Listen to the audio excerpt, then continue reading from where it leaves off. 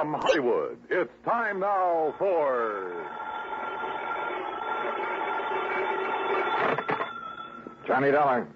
Johnny, this is Ed Barrett at Tri-State Life and Casualty in New York. Oh, hi, Ed. How are you? A little sick at the moment. Oh, what's the matter? I was planning to go up to the fishing lodge of a friend of mine over the weekend, Tommy Hargrave. Oh, but now you've had to call it off, and, brother, I know exactly how you feel. Oh, Johnny, I don't think you do. Look, Ed, I'm a fisherman myself, and when something interferes with going... What was that? I just received word that Tommy had a car accident up there. The car rolled over on him. He was killed instantly. Oh, I'm sorry, Ed. Yeah. And company policy being what it is, since he carried $70,000 in insurance, double indemnity, since there was an accident involved, well, I got to order the usual investigation. Yeah, sure, I see. Who's the beneficiary? His wife, Mary. They get along all right? No, as a matter of fact... Now, look, Johnny, don't get any crazy ideas. Just go on up there and help her all you can. Oh, sure. Sure, Ed. The place is called Shadow Hill, near the little town of Bethel. New York? Yeah, up in Sullivan County. The police department is a man named Skinner. Police? If everything's okay? It was Skinner who called me, that's all. Oh, yeah. Okay, Ed, I'm on my way. And if I dig up anything... Johnny, I assure you that everything's all right about this one. Oh, sure. You say that as though you don't believe it. Just my suspicious mind showing, I guess. Forget it.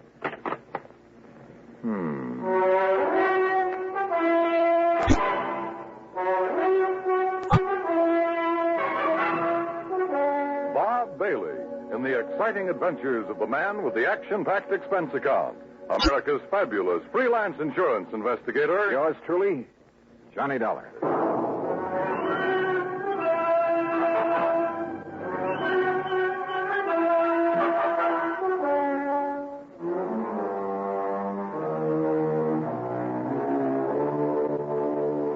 Expense account submitted by Special Investigator Johnny Dollar to the Tri-State Life and Casualty Insurance Company, New York, New York.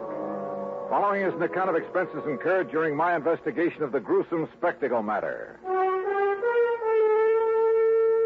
Expense account item 1, $620, fare and incidentals, Hartford to New York. Item 2, $50 deposit on a rental car. I swung north, crossed the George Washington Bridge, then picked up Highway 17 through Goshen with its famous racetrack, through the summer resort town of Monticello, then past White Lake, a good fishing spot, to the little town of Bethel.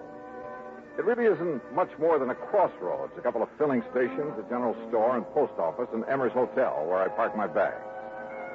Shadow Hill, however, turned out to be a beautiful summer lodge sitting high above the edge of a nearby private lake. From the highway, I could see the narrow winding road that led from the lodge down to the lake shore. I could also see the spot where a car had apparently taken a corner too quickly, skidded, and rolled over to where it lay on its side. Then, shortly after pulling off the highway, I could see something else. Another car, just short of where the accident had occurred. It was half hidden in a clump of trees that bordered the road. And as I slowly pulled up to it, a man suddenly jumped out and leveled an old .30-30 rifle at me. Stop right there. Don't come any closer. Oh, well, now, just a minute, mister. Who are you? What are you doing around here? Stranger, huh? Yeah, I guess you'd call me a stranger, but look, Then maybe you're the stranger I'm looking for. Get out of that car with your hands up over your head. And don't try no funny business. Hey, what is this, a holdup? Do like I tell you to. And be quick about it. Okay, whatever you say. Come on. I can't seem to... This door doesn't seem to want to... You trying to pull some trick? No, Open that door. Well, it's stuck. I can't... There, here. I'll do it. Now then. Thanks. Yeah, now I'll take that gun. Oh, no, you won't. All right. No. All right, up on your feet. No, just a minute, son. Turn around. Go on, turn around. You just look here, son. You just take it easy, old man, and remember I have the gun now. I'll lock you up for this. That's what I'll do. You what? Yes, sir. Interfering with the law this way. The law? You? That's right. See? Here's my badge. See? Oh, okay then. Look, Mr. Skinner. You look, you. Hey, how'd you know my name? You are Mr. Skinner, aren't you? Well, sure I am. Amos Skinner. Only it's Chief Skinner to you. Police Chief Skinner. And if you think you're going to get away with this, you...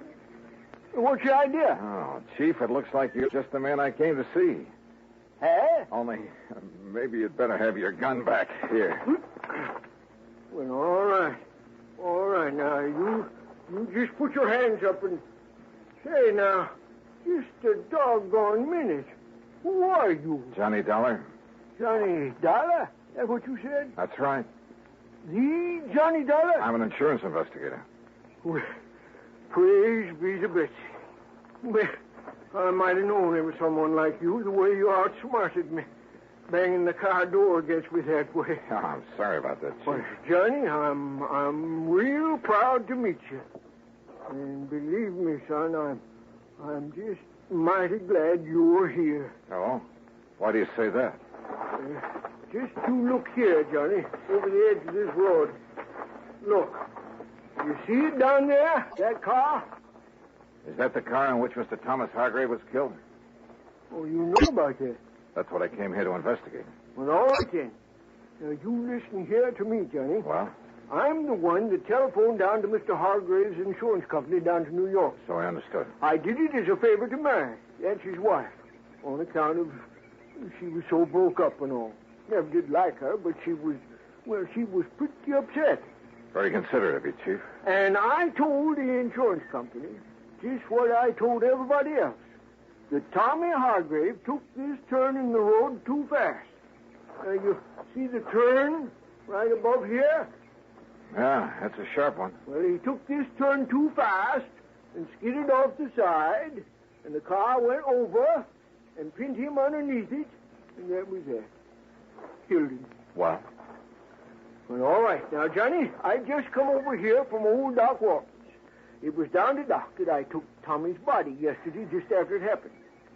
And you know why I come back here? Well, I can think of one good reason. Yeah. From something you just told me. Yeah. And from what I can see of the car down there. Yeah, well, it was because I suddenly started thinking, how could a man who knows this road so well ever make the mistake of...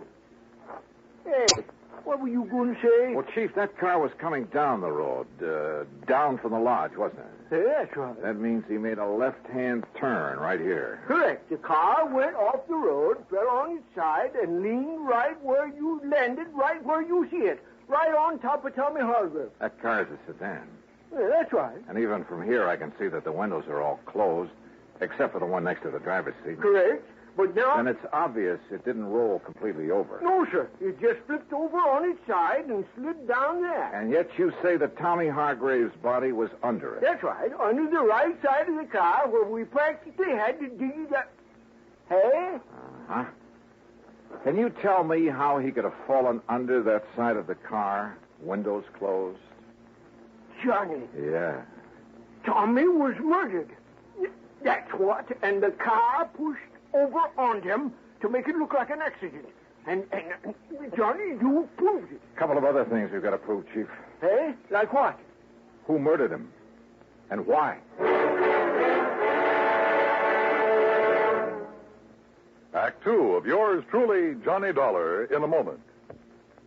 And now, Act two of yours truly, Johnny Dollar, and the gruesome spectacle matter.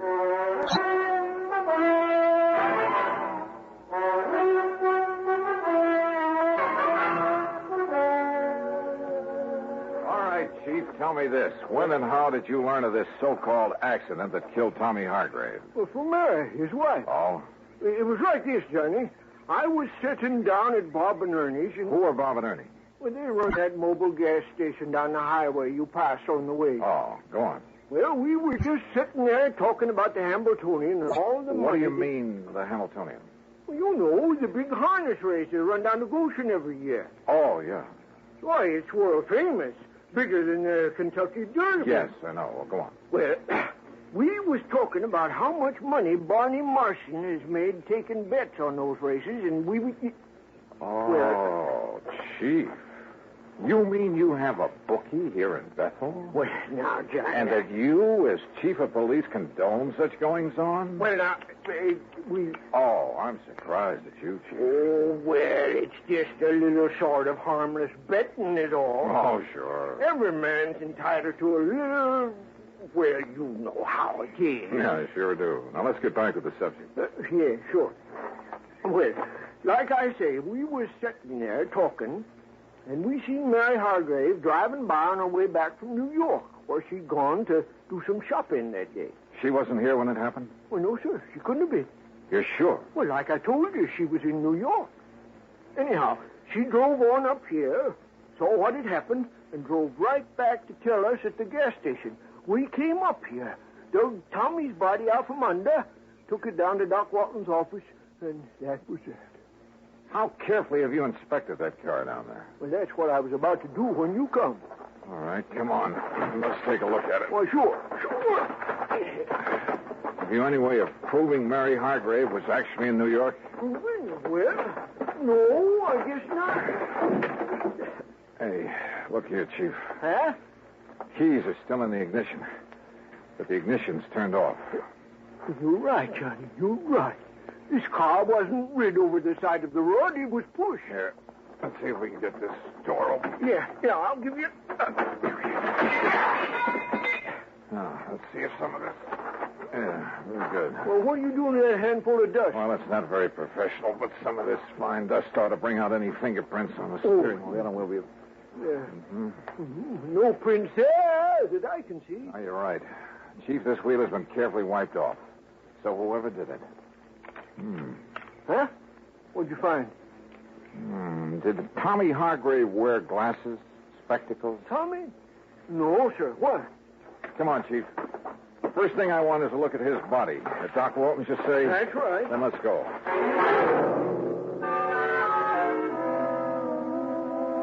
Well, as a matter of fact, it was I who suggested to Amos, to Chief Skinner, I should say, that he go back and have another look at that car, Mr. Dollar. Just why, Dr. Walton? Because a couple of things about this body made me wonder. Look here, the way the clothes are torn, as though he'd had some kind of a struggle. Scratches and contusions on his hands. But more important, here. No? Here at the base of the skull, this mark. Up where that car is, there are no rocks, no stones, no anything that could make a mark like this. And there's another on the face below the eye. You know what that looks like to me, Doctor? Oh, what's that? A mark from the butt of a .38 automatic. And I've seen plenty of them. My Betsy, Johnny, you're right. Then that would indicate Hargrave was murdered. And the car pushed over on him to make it look like... Yes, sir. And Johnny and me found a few other things around that car that would indicate the same thing. Doctor, I understand Tommy Hargrave did not wear glasses. No, not that I know of. Of course, Mary, his wife... She wears them? Yes, she does. Can't do without them. What kind? Well, just regular tortoiseshell, you know. Something like these, maybe? Well, I don't know. Granted, one lens is smashed and part of the frame is broken, but is this the kind she wore? Yes, Mr. Dollar, I'd say so. Of course, a great many Johnny, people... surely you don't think his own wife... They didn't get along too well, did they? Well, no, but after all, when any couple's been married 10, 11 years... Also, she just happens to be the beneficiary of his sizable insurance policy. Good heavens, Mr. Dollar. Yeah, I think we'd better pay a little visit to Mrs. Mary Hargrave.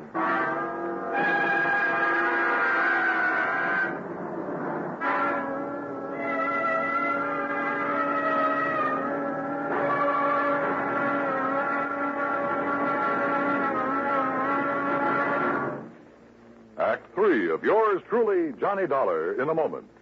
And now, Act 3 of yours truly, Johnny Dollar, and the gruesome spectacle matter.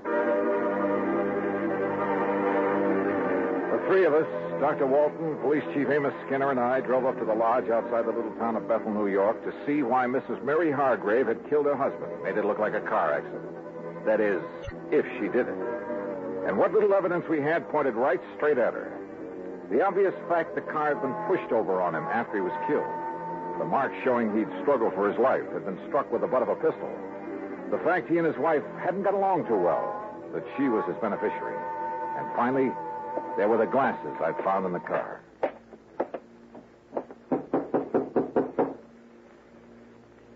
Betsy, I wonder if she found out you were here, Johnny, and has flew the coop. Isn't that her car in the yard? Yes, Mr. Dollar, it is. All right, then. If she is here, well, sir, I'll arrest her right on the spot. No, let me handle this. But, Johnny... I said please, let me handle it. Yes? Oh, Dr. Walton and Chief Skinner.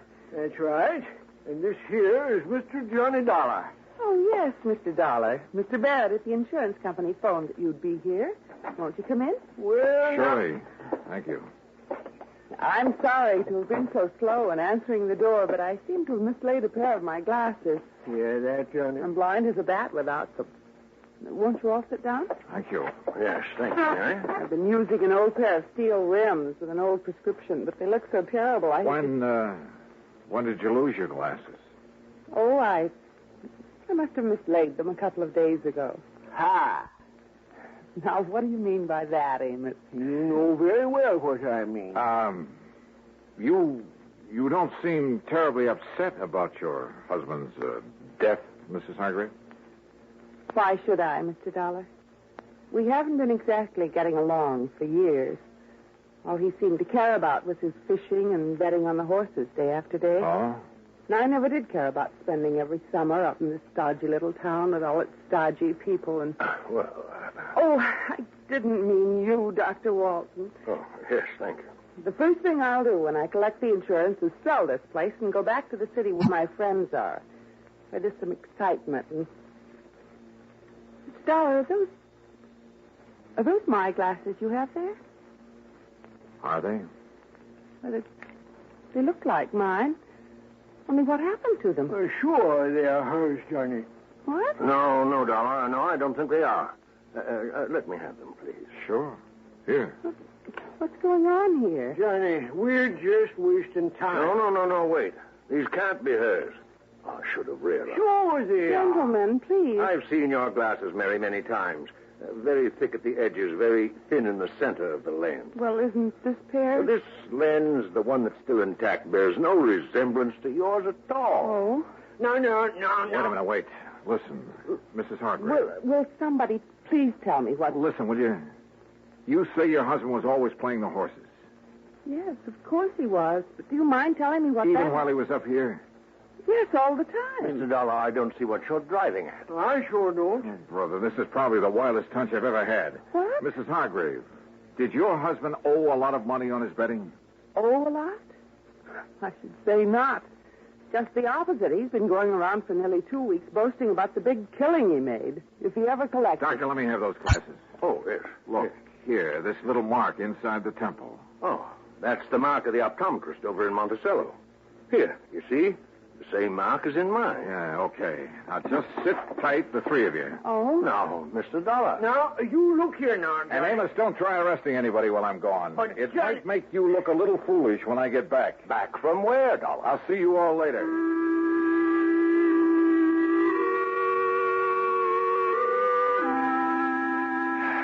Well, that's really just about all there is to this case. Oh, except, of course, for the fact the optometrist in Monticello had no difficulty at all in matching the glasses I'd found with the prescription of... Yeah, you guessed it. They had belonged to the bookie Chief Skinner had told me about, Barney Martin. Of course, Barney wanted to put up a fight when we faced him with the facts. But then he couldn't seem to explain the various and sundry bruises he was carrying around until we reminded him of the fight he'd had with Tommy Hargrave. Yeah, he'd killed him and pushed the car over on top of him. The reason for it all? Simple. Tommy had won a cool $25,000 from him. Had threatened to put him out of business if he didn't pay, which he couldn't. So, Barney killed him and tried to fake the accident. And you know something? I have a sneaking suspicion Chief Amos Skinner isn't going to stand for any bookies operating in Bethel, New York from here on out. Oh, and Mary Hargrave found the glasses she'd mislaid. Expense account total, including mileage on the rental car and the trip back to Hartford, $148 even. Yours truly, Johnny Dollar.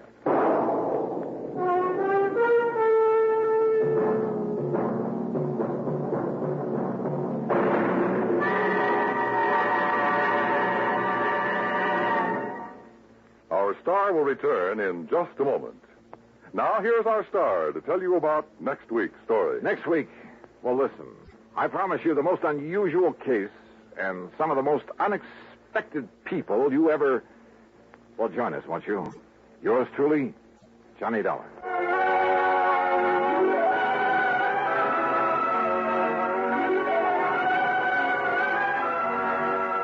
Yours truly, Johnny Dollar, starring Bob Bailey, originates in Hollywood and is written, produced, and directed by Jack Johnstone.